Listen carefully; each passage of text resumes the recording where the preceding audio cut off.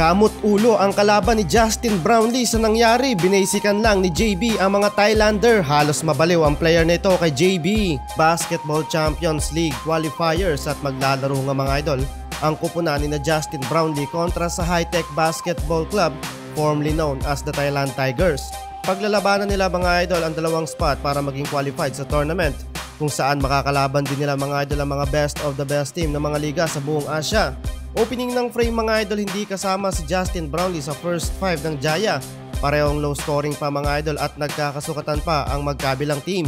So far mga idol, good start para sa Pileta Jaya to take the lead sa game with up by 3 points. One-handed dunk from Alioni 2.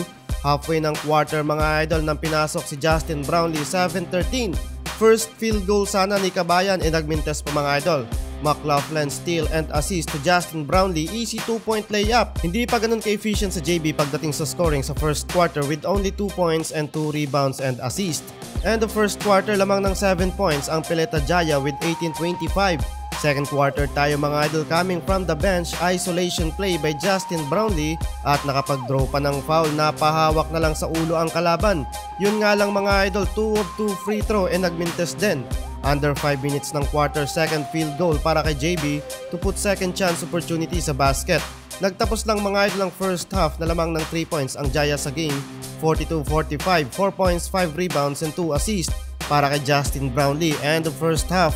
Second half mga idol, 3-pointer ang bukana ng Pileta Jaya sa third quarter, habang dribble drive offense naman mga idol mula kay Justin Brownlee and easy 2 points layup. 2 minutes ng quarter nakapag-draw ulit ng foul si JB. This time mga idol, a perfect 2 of 2 free throw na ang naipasok sa basket. Third quarter, tambakol ang kalaban mga idol, 59-78.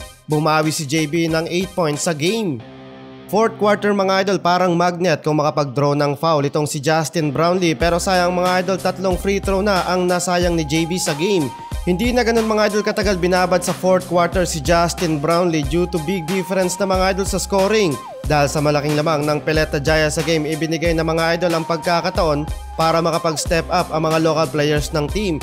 11 points mga idol, 9 rebounds and 6 assists para kay Justin Brownlee. Nagtapos mga idol ang game na lamang ng 18 points ang Pileta Jaya. Final score 81-99.